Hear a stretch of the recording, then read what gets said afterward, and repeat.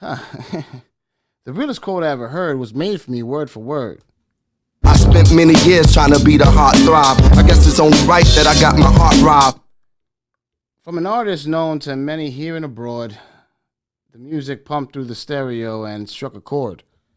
I spent many years trying to be the heart throb. I guess it's only right that I got my heart robbed. Wow came from my lips as if he was talking directly to me. And I quickly drifted off into a daydream of past me. I spent many years trying to be the heart throb. I guess it's only right that I got my heart robbed. Pretty Boy Johnny was the moniker bestowed upon me as a young buck.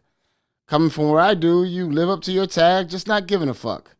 So as the years came and went, I was the go-to guy for everything the opposite sex.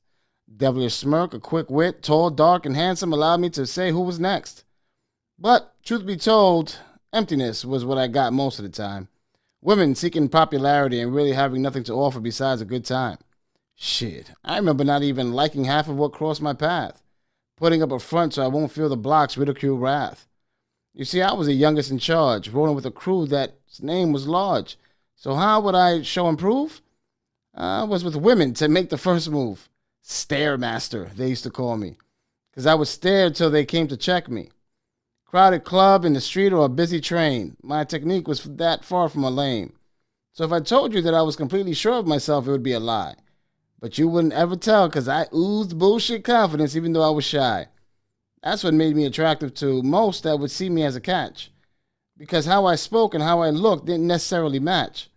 That's why the game was always easy to me. I'm analytical. I can analyze the person in front of me as if time was critical. And with those skills that made the crew a little bit envious, I never liked that it always made me feel a little part devious, you know what I mean? Because deep down, I knew what I was doing, and it wasn't a relationship I was pursuing. But for them, different story altogether. Most would envision us with each other. Funny thing happened during this time. I actually met someone that I, with love, spending time. Got caught up in the rapture with bad habits still afoot. And where I should have learned from my past mistakes, I just couldn't stay put. I spent many years trying to be the heart throb. I guess it's only right that I got my heart robbed. And I won't go into the details of the demise. Let's put it that I now look back and the person I see I despise. Because I always knew that what I was doing was not really a fair representation of who I was, or better yet, who I wanted to be if able to have an earlier revelation.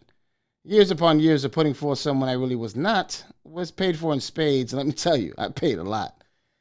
Years upon years of emptiness made way for years upon years of frustrated craziness.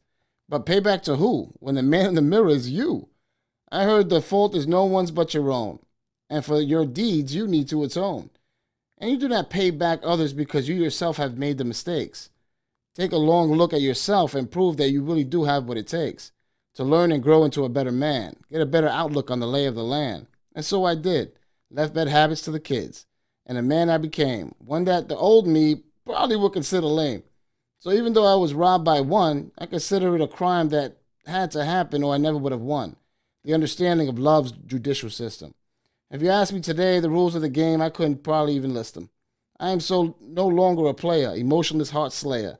So justice was served that one fateful day, so I could listen to this quote and out of my own words say, I spent many years trying to be the heart throb. I guess it's only right that I got my heart robbed.